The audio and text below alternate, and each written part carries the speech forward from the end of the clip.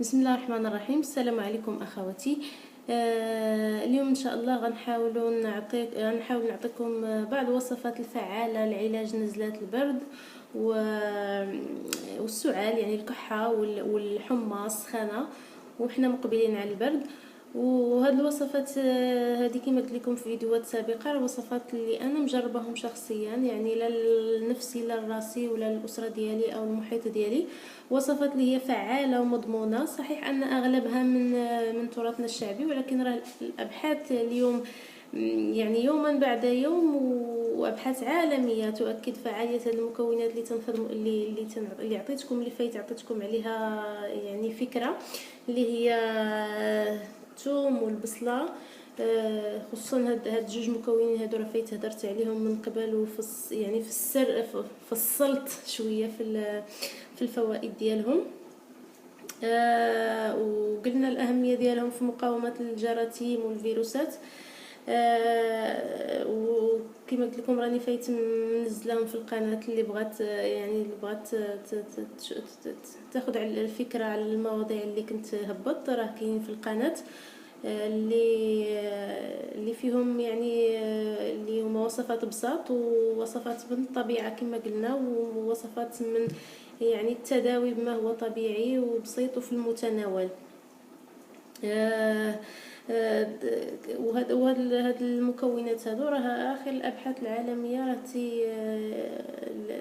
تاكد هاد المعلومات هذه، يعني تقدروا تمشيو تحاولوا تبحثوا شويه، راه غتلقاو اخر يعني الابحاث العالميه العلميه راه تتاكد هاد المعلومات هذه اللي كنت فايت قلت لكم، واللي غنزيدوا نذكروا بعض منها اليوم. المهم باش ما نطولش عليكم، انا غنحاول نعطيكم شحال من وصفه هكا باش اللي ما قدرش يستعمل، اللي ما يعني كل واحد والوصفه اللي عجباتو يقدر يستعملها، والمزيد من يعني باش يوصل الواحد لنتيجه افضل يقدر حتى هاد الوصفات هادو يناوبهم، يعني ما يستعملهمش وحده مع كلهم في خطره واحده، ولكن يقدر يناوبهم. مثلا وصفه يتناولها في الصباح، وصفه يديرها في العشيه، او هكا اليوم وصفه وغدا وصفه. اما الادويه اخواتي فراه يعني في الادويه ديال يعني هاد الامراض كلها ديال البرد وديال السعال، راهم في امريكا وفي اوروبا دابا تيحذروا من استعمالها نظرا يعني المكونات اللي فيها. اول وصفه اخواتي غنعطيها لكم هي العصير ديال البصل والماء والعسل. العصير ديال البصله مهم جدا، والبصل بصفه عامه مهم جدا، وكما قلت لكم راني فايت هضر عليه في القناه. هذا البصل غنحاولوا ناخذوا بصله صغيره اللي قياس اللي يعطينا مثلا غير معلقه ولا جوج معالق ديال، نحكوهم هكا في الحكاكه، ونحاولوا هذاك الشيء اللي حكينا نحاولوا نعصروه هكا ناخذوا شي كاس مثلا نعصروه، نهبطوا هذاك العصير اللي فيه يعطينا مثلا معلقه او جوج معالق على حسب العمر. يعني الا كانت شي طفل صغير بزاف نقدروا نعطيوه نص معلقه وهكا وحنا غاديين. الا كان الشخص كبير كاع يقدر يستعمل عصير البصل، يعني بلا ما يخفوا بالماء. عصير البصل والعسل راه مهم جدا، يعني هذه الوصفه صالحه للصغار والكبار على السواء.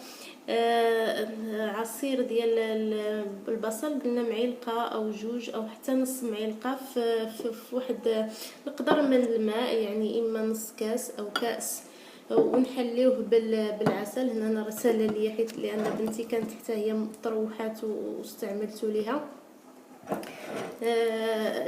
عسل نحل طبيعي، عسل نحل طبيعي، ماشي اي عسل، يعني اي نوع نقدر نستعمله طبعا، ولكن غير يكون يعني طبيعي.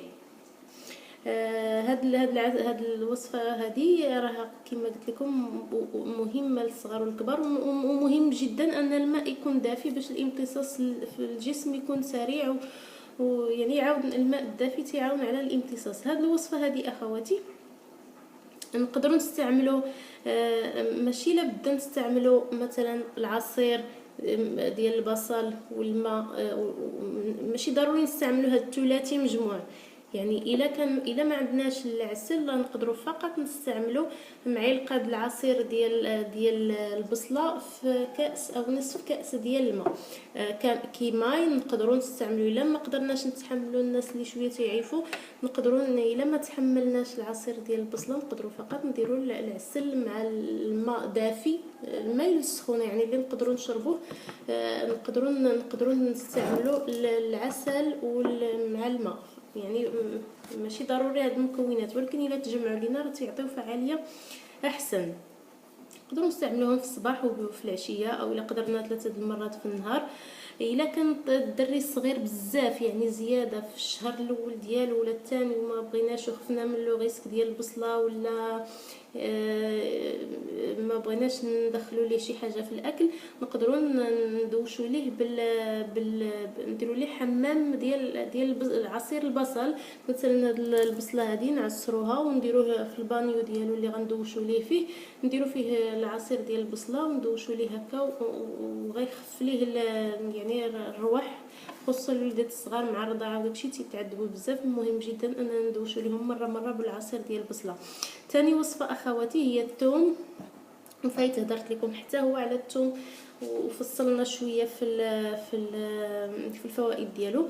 الثومه غنستعملوها بالطريقه التقليديه اللي كانوا الناس تستعملوها، اما اننا تنشويوها ندخلوها في قطيب هكا ونديروها فوق ندخلوها بحال هذا الشكل هذا هكا ونشويوها فوق البوطه ونتناولوها في الليل قبل ما ننعسو، حتى هي مهمه جدا. او كما قلت للناس اللي ما تيتحملوش انهم ياكلوا بحال هاد المواد هذه وتجيهم شويه تعيفوا شويه، نقدروا نستعملوا واحد الثومه صغيره حتى هي نشويوها بنفس الطريقه، ولكن ماشي تنتناولوها، تنحاولوا نديروها كتحاميل. يعني هاد البصله واخا صغيره نقدروا نقطعوا منها غير طريف، نقسموها على جوج، الا شويناها نقسموها على جوج ونديروها كتحاميل من في المخرج عزكم الله. يعني نديرها بالليل مثلا وخرج، حيت لان بالنهار الريحه ديالها شويه تكون قاصحه. هي مزيانه يعني اللي يقدر يستعملها في الصباح وبالليل مزيان، اللي ما قدرش يستعملها فقط بالليل وفعاله جدا ماشي فقط في الزكام، ماشي فقط في يعني في المشاكل في نزلات البرد، مهمه في ايضا المشاكل ديال الامعاء، مهمه في جميع يعني امراض اللي تتعلق بالامعاء، سواء ديدان، سواء يعني تعفنات، سواء اسهال، سواء امساك، يعني الضعف العام والمناعه الجسم مهمه جدا. وهاد الوصفه حتى هي نقدروا نستعملوها للصغار والكبار من الشهور الاولى، نقدروا نستعملوا هاد الوصفه هذه. مهمه ايضا الحساسيه والربو، ومهمه جدا للنساء، يعني مفيده جدا للنساء. وثالث وصفه هذه هضرنا على البصل، هضرنا على الثوم.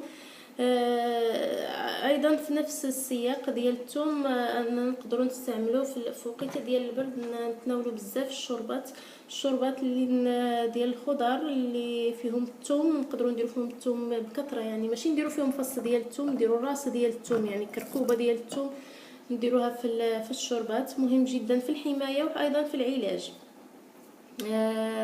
ايضا نهضروا على فيتامين سي اخواتي. فيتامين سي يعني سواء في الحامض او في البرتقال او في اللي تنقولوا احنا الليمون، في الفتره ديال يعني في الفتره الانتقاليه ولا في الفتره بين الفصول، مهم جدا ان نتناولوا المواد اللي فيها فيتامين سي بكثره، منها المعدنوس ايضا، منها الليمون، منها الحامض، منها الفواكه الاخرى اللي معروفه بتركيز الفيتامين سي فيها، نكثروا من تناولها. ومهم جدا والاهم من العصير هو هذا الزيت هذا اللي تيكون في القشره، ما عرفتش غيبان لكم، اللي نحاولوا نحكوا غير بحال هكا الثومه او عفوا الحامض او البرتقال، غنشوفوا واحد الماده الدهنيه اللي تطلع لينا هنا. هذيك الماده الدهنيه اهم، يعني التركيز ديال فيتامين سي تيكون كتير فيها. هاد القشره هذه الا قدرنا نستعملوها يعني نتناولوها، من الاحسن الا قدرنا الفاكهه نديروها بالقشره ديالها، او نتناولوا القشره ديالها، الليمون هكا نتناولوا القشره ديالو، او نحاولوا نغليو الماء مزيان، نطيبوا الماء مزيان ونخويوه على هذيك القشره ديال الليمون او ديال الحامض، ونخليوه واحد المده، يعني واحد من ساعتين حتى الليله كامله، ونشربوا داك العصير مهم جدا. ونحاولوا نغطيوه، لان دوك الزيوت الطياره باش نستافدوا منهم. يعني حتى هو مهم جدا في نزلات البرد اخواتي. كما قلنا دائما في السياق ديال يعني في التداوي بالطبيعه وفي علاج نزلات البرد اخواتي. هاد المره في الحمى السخانه اخواتي، مهم جدا اننا ما نتهاونوش فيها. الا كانت سخانه، الا كانوا غير نزلات البرد، يعني نحاولوا نديروا وصفات، نديروا هذه في الاخر ماشي شي حاجه غاف يكون، يعني احيانا راه تدوز نزلات البرد واخا ما درنا ليها حتى شي دواء. ولكن ملي تكون السخانه اخواتي ما نتهاونوش فيها، لان العواقب ديالها تكون وخيمه جدا، ما خصناش نهملوها. ومهم جدا اننا نستعملوا وصفات طبيعيه بالموازاه مع يعني شي دواء اللي تقدر يهبط لنا السخونه. مثلا الاحتياطات ولا الاسعافات اللي نقدروا نديروهم مع ارتفاع درجه حراره الجسم، هو اننا ندوشوا لهم بالشيح. يعني الشيح راه تيكون عند العطاره، ونقدر نوريه لكم في الاخر ديال الحلقه، غير نسيت ما جبدتوش. والشيح نحاولوا ندوشوا لهم به، يعني نغليو الماء ونخويه على الشيح ونحاولوا ندوشوا به، لا هما لا حنا. يعني حتى حنا ملي تنحسوا بارتفاع درجه الحراره، يعني للكبار ولا الصغار، مهم جدا تيهبط الحراره. نحاولوا يعني البصله، نديروا شرائح ديال البصله في الجوارب ديال الطفل ديالنا، او نفزقوا الجوارب بالخل ونلبسوهم ليه ونخليوه يبات بهم، باش هكا تقدر تنزل درجه الحراره. وكما قلت بالموازاه مع الدواء. والدواء احيانا راه كما تشوفوا اللي عنده الدراري الصغار، احيانا ملي تنستعملوا الدواء اللي مولفين تنستعملوه للدراري الصغار، اللي هو مكون بالاساس من الباراسيتامول، احيانا ما تيهبطش لهم الحراره. لذلك اخواتي، باش تنزل لنا الحراره ديال الجسم، خاصنا نناوبوا الدواء. يعني نستعملوا باراسيتامول، نناوبوه مع شي سيرو مثلا، يقدر يكون فيه واحد المكون اخر مختلف، يعني مش ما يكونش فيه الباراسيتامول، يكون شي مكون اخر. هكا اخواتي تنكون وصلت لنهايه الفيديو. نتمنى تجربوا هذه الوصفات ويفيدكم، واللي حتى اللي عندها شي وصفه اخرى تقدر تزيدها لنا في التعاليق باش تعمل فائده. والله يشافي الجميع، والسلام عليكم. قبل اخواتي غنحاول نشوف الا لقيت لكم الا لقيت الشيح.